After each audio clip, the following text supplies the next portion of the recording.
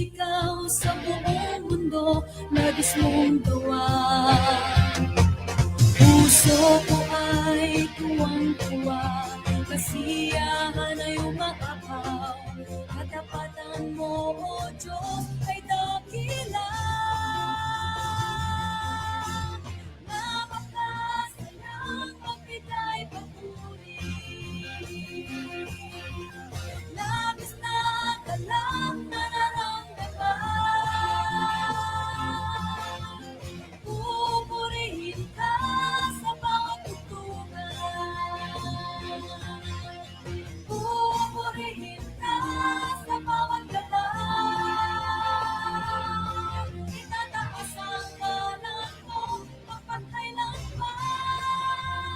Napakasaya,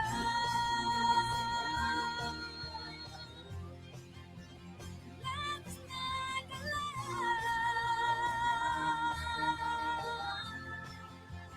pupurihin ka.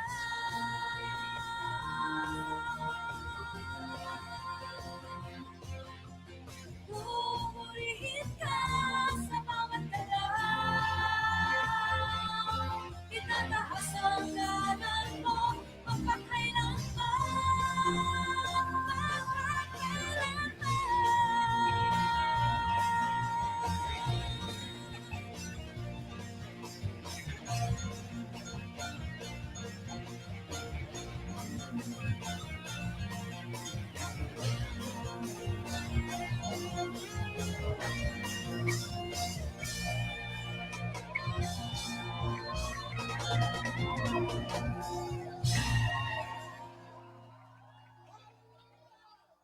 Mula sa Faith Music Manila, Labis na Galak. Isang mapagpalang araw po ang hatid natin sa inyo, mga giliw naming tagapakinig dito sa ating programang Pag-asang para sa iyo. Ako muli si Rodel Lacson at magkakasama tayong muli sa loob ng 30 minuto, kalahating oras na pag-aaral at pagsasaliksik ng salita ng Diyos. Isang napakagandang linggo ang ating nararanasan itong mga nakaraang araw dahil malamig ang hangin, no? Alam niyo kapag January, February, kung hindi nyo natatanong, ito yung dalawang pinaka-paborito kong buwan, no, of the year. Bakit? Kasi ito yung malamig eh, hindi ba? Hindi iba na yung lamig nung December ngayon, unlike nung mga nakaraang araw, nung nakaraang taon, pero iba na rin ang lamig ng January and February kasi pag January at saka February, ito yung panahon na natutunaw ang yelo mula sa Siberia, mula sa China. At ito yung hangin nito ay napupunta sa atin kaya malamig, no? Masarap maglakad, hindi ganun kainit ang panahon, hindi rin nag-uulan. Kaya ito yung pinakapaborito nating mga buwan sa araw ng o sa taon, no? For the beginning of the year, ito yung talagang pagpasok pa lang, sarap na nung feeling natin, of course. And then of course, papasok na rin ang summer in a few months time, no? Mararanasan na rin natin yung init. Pero habang wala pa yan, samantalahin natin yung ganda ng panahon ng January and February. At dalangin natin mga kapatid, no, na nakikinig sa atin sa ating programa. Dalangin natin na lahat kayo ay magandang nararamdaman at wala kayong mga sakit, no.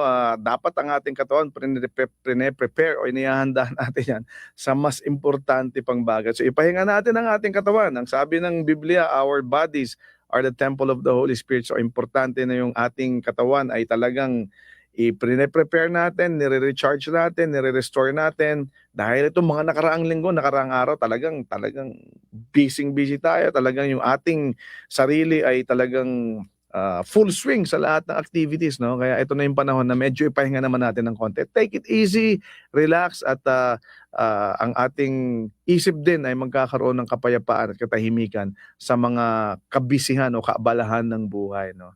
Binabati natin ang lahat ng ating mga nakikinig sa iba't ibang bahagi ng Pilipinas, mula Luzon, Visayas at Mindanao. Again, marami po tayong mga radio station kung saan tayo napapakinggan. Radyo na talaga ang kasakasama ng bawat sambahayan, no? Kaya ang radyo talagang napakalaki ng coverage nito at tayo ay natutuwa dahil nabigyan ng pagkakataon ng ating programa na hatid ang salita ng Diyos sa pamamagitan nga ng radyo, sa pamamagitan ng programa nating Pag-asang para sa iyo. Tayo napapakinggan hindi lamang sa Luzon.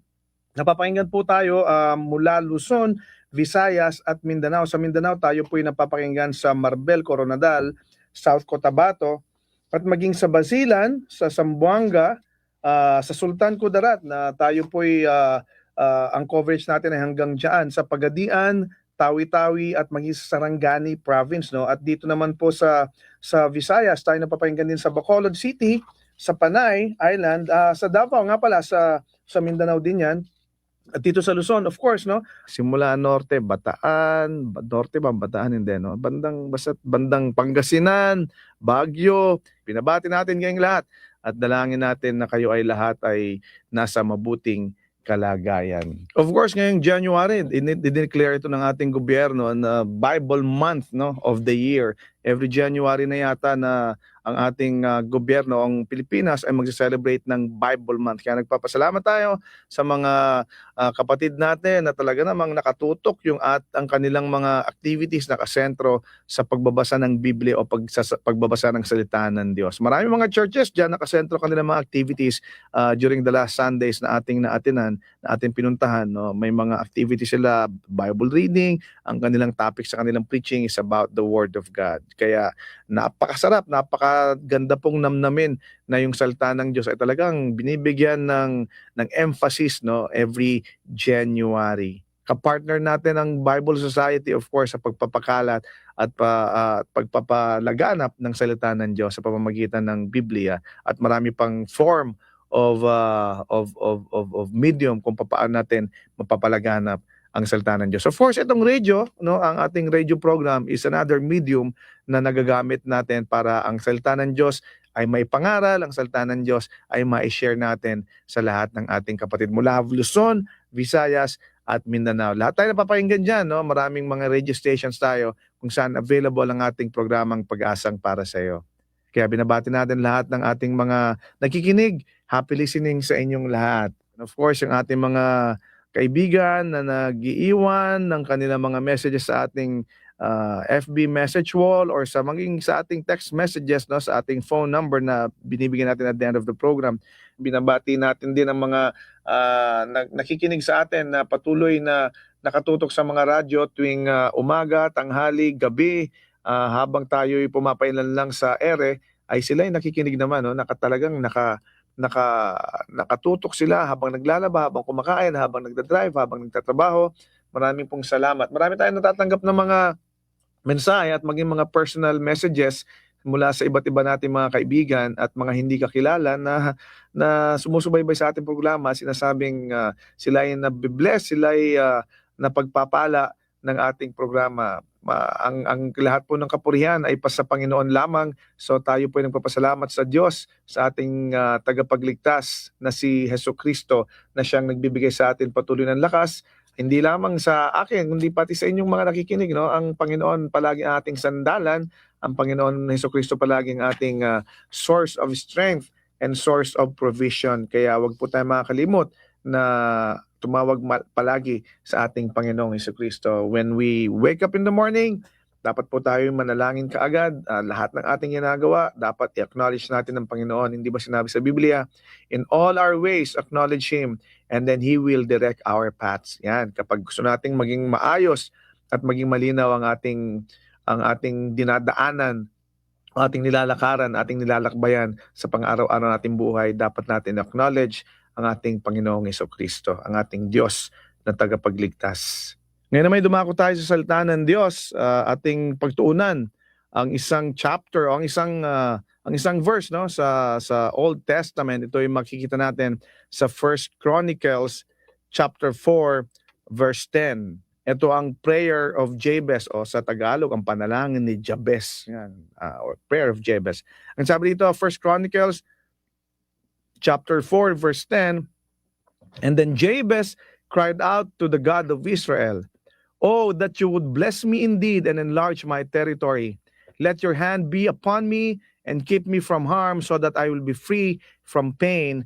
And God granted his request. Ulitin natin yung may clear lang. And Jabez cried out to the God of Israel, "Oh, that you would bless me indeed and enlarge my territory. Let your hand be upon me and keep me from harm so that I will be free from pain." And God granted his request. Itong chapter actually nito sa Biblia, no, ng 1 Chronicles and chapter 4. Ito yung chapter na minsan iniisip natin that we might want to skip over na sa pagbabasa nitong chapter nito. Parang wala namang saysay sa buhay ko to. Parang wala namang connection sa buhay ko tong chapter nito. Kaya minsan ini-skip natin 'yan, no. Kaya lang alam niyo, etong generation na to sa Old Testament, maraming mga gem diyan o maraming mga jewel, no, na kung tawagin natin. Maraming mahalagang bagay na makikita natin dun sa generation ng mga propeta, dun sa generation ng mga aklat na nakita natin sa Old Testament. At saka itong jewel na ito, itong kahalagahan nitong ating binasa nito, ito ay isang panalangin. It's a life-changing prayer na binanggit ni Jabez. Actually, si Jabez hindi masyadong kilala yan sa Bible.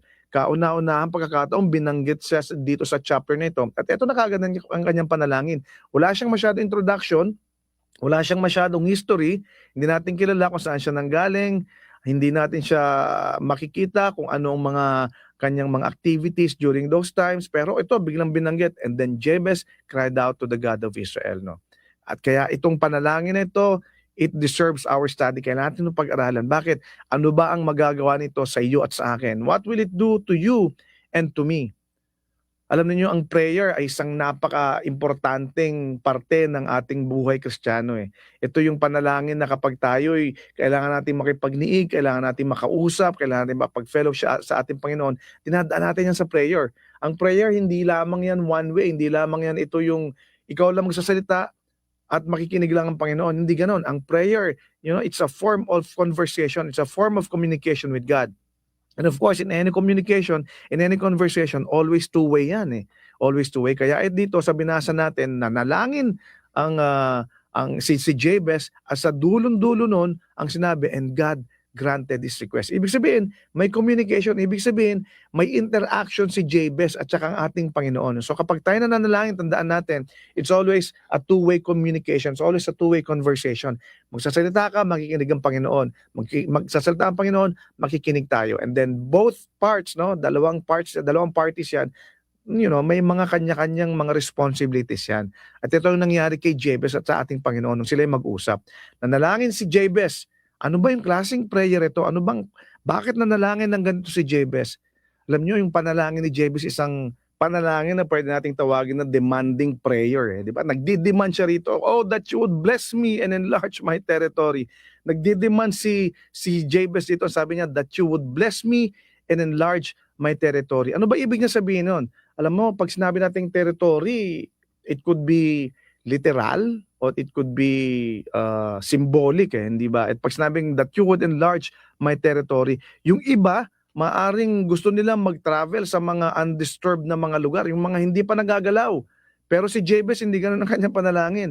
Yung iba, kontento na sa kanilang spiritual situation, pero si Jabez, hindi. Yung iba, willing to just go through the motion. No? Sige na, tapusin na lang natin to. Pero si Jabez, hindi. Ang sabi niya, that you would bless me, and that you would bless me indeed and enlarge my territory. Pag pinag-usapan natin yung territory, sabi nga natin, pwedeng literal ito. Pwedeng ang panalangin ni Jabez dito, Lord, lakihan mo yung akin nasasakupan. Pero in essence, yun nga ibig sabihin nun.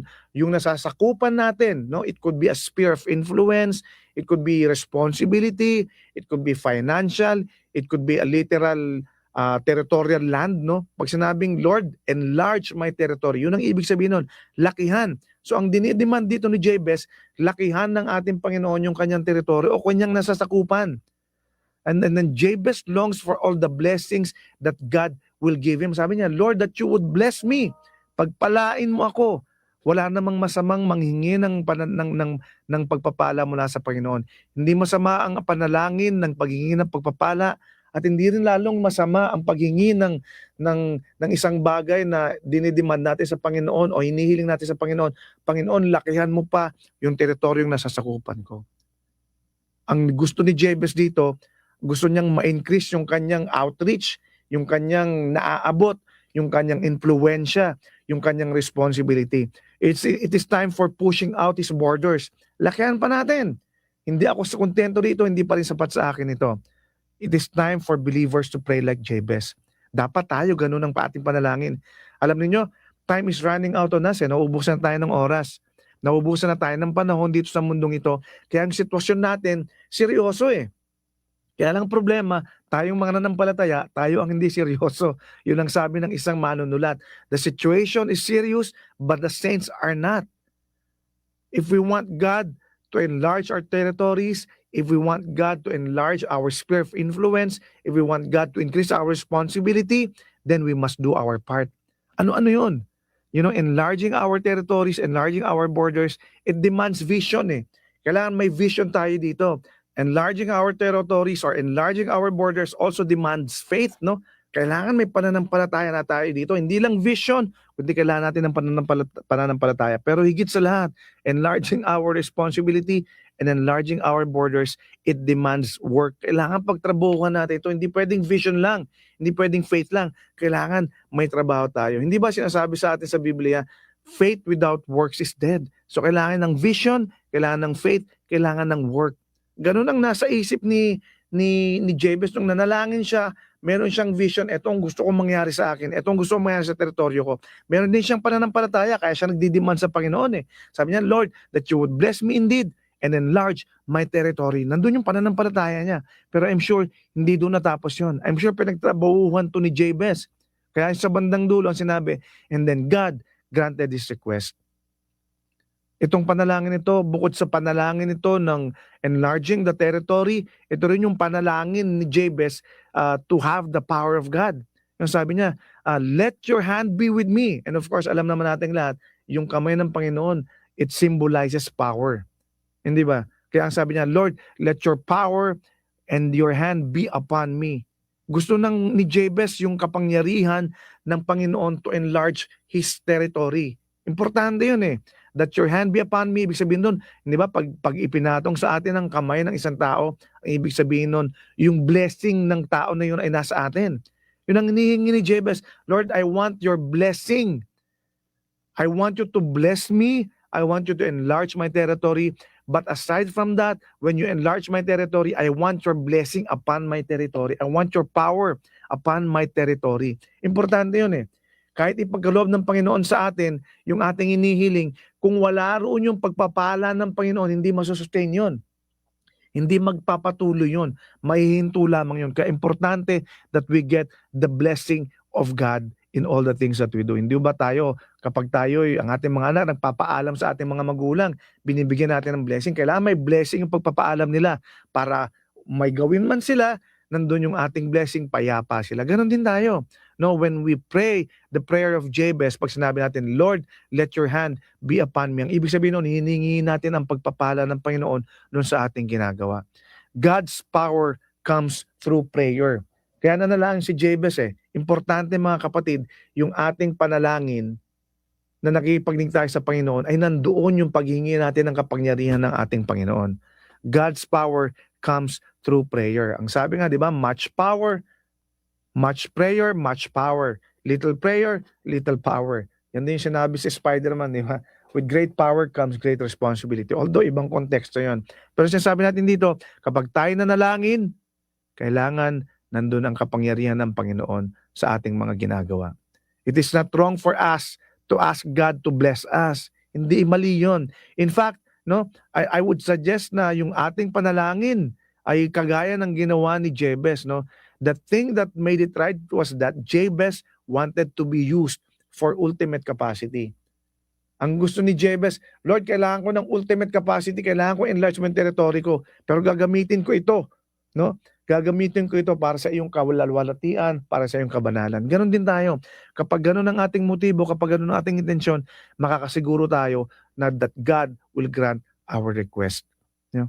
Hindi self-centered ang kanyang prayers. Prayer was not self-centered, but rather it was centered upon allowing God to expand His area of influence. Kapag na-expand yung area of influence natin, hindi ba mas marami tayong pwedeng maabot para sa kaluwalhatian ng Diyos? Hindi ba mas marami tayong pwedeng maabot para ang salita ng Diyos ay may pakalat natin? Bakit? Nag-expand yung area of influence natin, nag-expand yung ating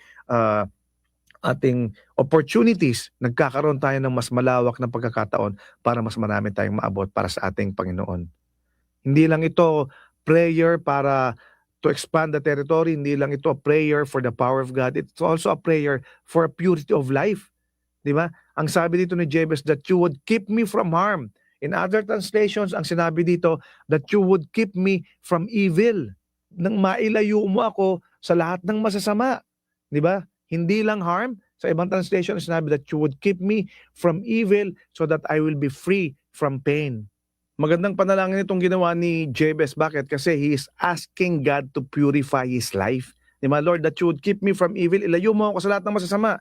Minsan tayo kasi ang prayer natin, Lord, bigyan mo na lang ako, okay na ako. Pero si Jabez, bukod sa nanghingi siya ng pagpapala mula sa Panginoon, nanghingi siya ng seal of approval from God, nanghingi siya ng kapangyarihan ng Panginoon, nanghingi rin siya ng buhay na malinis na pwede niya ipamuhay pa sa harapan ng ating Panginoon. Bakit? Kasi nakita ni Jabez ang danger of falling into sin. Lahat ng ating kapagpapala, lahat ng ating blessing, lahat ng yan ay mawawala if we do not stay pure. Nakita ni Jabez yon. Nakita ni Jabez na all his gains will become losses if he does not stay pure. Kaya yun ang hiningi niya eh. Sabi niya that you would keep me from evil, Lord. Bakit? Kasi that it may not harm me. Bakit? Kasi sin always bring harm.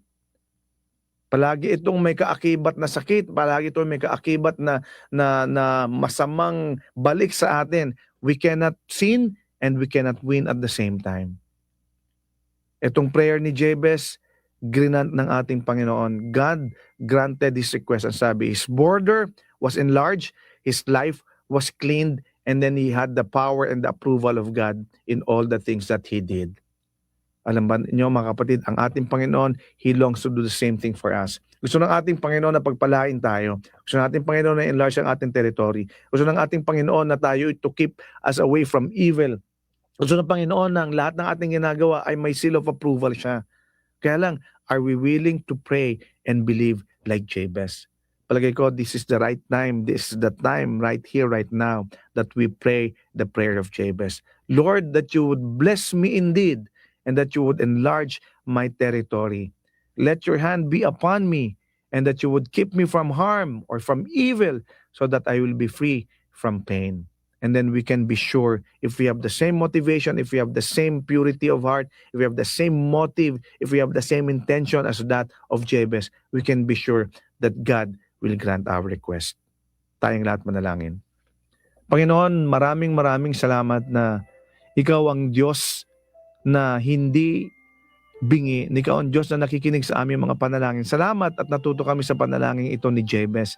Lord, gayon din ang nais namin maging panalangin ngayong araw nito, that you would enlarge our territory, not necessarily literal territory, Lord, but that you would increase our sphere of influences, that you would make us positive influences to people, that our responsibilities and that our roles, Lord God, as fathers, as mothers, as daughters, as sons, Lord, as children, and even as co-workers, O God, will bring glory and honor to your name, Lord.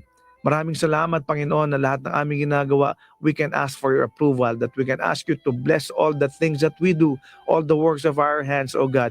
If we do not have your blessing, then everything will become losses. Maraming salamat, Panginoon, na gayon din that we can ask from you, Lord God, that to keep us away from evil, that we want to live a clean life before you. We want to live a holy life before you. And we know, God, that when we do our part, when we have our faith, when we have our work cut out for us, and then when we have our vision, Lord, that you will grant our request. Maraming salamat, Panginoon, na ikaw ang Diyos na aming pinaglilingkuran. Tulungan mo kami na ngayong araw na ito ay makarinig kami ng mga bagay na sinasabi mo sa amin, nang sa gayon ang aming paglakad papunta sa iyo ay magkakasiguro kami, Panginoon, na may pagpapala mo ito at kasama ka namin sa lahat ng pagkakataon. Maraming salamat. Pinupuri ka namin, sinasamba ka namin sa pangalan ni Jesus. Amen.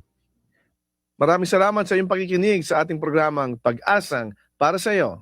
Kung ikaw, kaibigan, kapatid na pagpala sa ating programa, nais ka naming makilala pa, we encourage you to like our Facebook page, Pag-asang para sa iyo, or go to fb.com/ppsy radio. Kung ikaw naman may katanungan, suggestion, or ikaw ay nangangailangan ng panalangin or counseling, message us sa ating Pag-asang para sa iyo Facebook page or sa email address na ppsyradio@gmail.com. Muli ang aming email ay ppsyradio@gmail.com. We are also available sa podcast. Subscribe to Pag-asang Para Sa'yo through your favorite podcast application. Hanggang sa muli, ako si Rodel Lacson na nagsasabing, God is the giver of hope at may pag-asang para sa iyo. Kami umaasa na kayo'y naliwanagan at natulungan ng mensahe sa araw na ito. Ang pag-asang para sa iyo ay palatuntunang nakalaan upang magbigay ng mga praktikal na kasagutan sa inyong mga suliranin sa buhay. Ang pag-asang para sa iyo ay isang paglilingkod na gawain ng Philippines General Council of the Assemblies of God. Kung kayo naghahanap ng gawain pagsamba na malapit sa inyong lugar, ay inaanyayahan namin kayong dumalaw at dumalo sa anumang Assemblies of God na sambahang malapit sa inyo. Hanggang sa muli, nagpapasalamat po kami sa inyong masayang pakikinig at lagi niyong tandaan, ang salita ng Diyos ay may pag-asang para sa iyo.